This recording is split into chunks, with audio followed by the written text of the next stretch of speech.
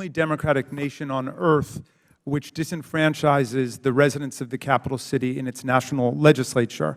We spend hundreds of millions of dollars promoting democracy around the world.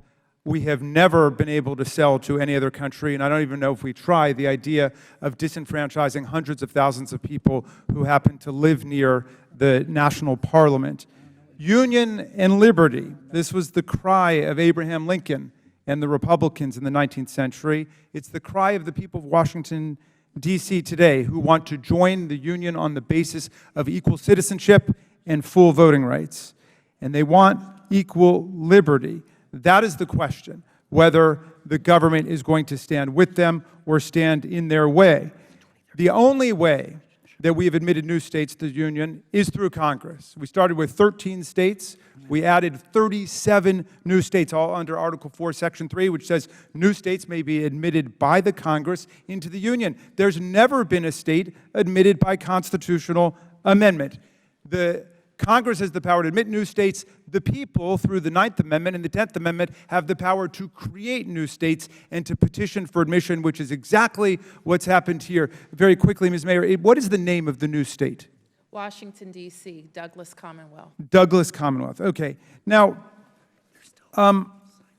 I looked over the last couple of days at some of the arguments that have been made against other statehood admissions in the past, because it is indeed a political question. There's no doubt that people try to conscript constitutional arguments in the service of opposition to other people's equality, but fundamentally it's a political question because Congress has to vote on it. So here's some of the things I found. Well, it was said on the floor of Congress, Hawaii and Alaska could not be admitted because they were not contiguous to America. There were very serious arguments made about how they couldn't be admitted for that reason. Texas, my good friend from Texas will be interested to know, was the subject of a long campaign saying it could not be admitted because it was a foreign government. It was its own republic, and therefore could not be admitted because it wasn't a territory.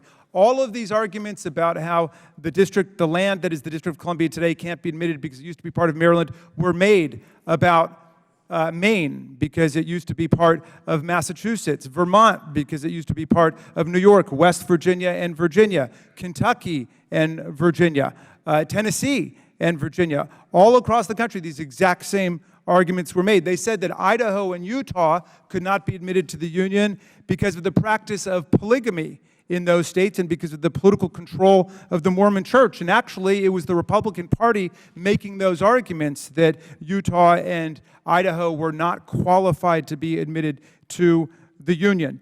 And so now today, the totally, I think, fraudulent and deceptive argument is made that you can't turn the federal seat of government into a state, and therefore that disqualifies what the good people in front of us are trying to do. But that's not what they're trying to do. They are not trying to turn the seat of government of the United States into a state. They're trying to redraw the boundaries of the federal district, and there's very clear historical precedent for that that's controlling here. It's exactly what Congress did in 1847 when it redrew the map of the federal district and retroceded to Virginia, Alexandria, Arlington, and Fairfax County. So if Congress doesn't have the power to redraw the federal district, then those lands were illegally given back to Virginia. So that seems completely beside the point. It's an irrelevant distraction. But the worst distraction today has been the argument I really was quite shocked to hear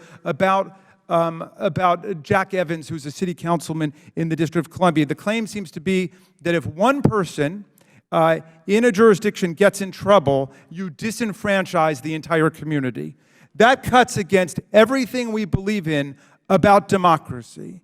We don't believe in American democracy in collective guilt. We don't believe in mass punishment.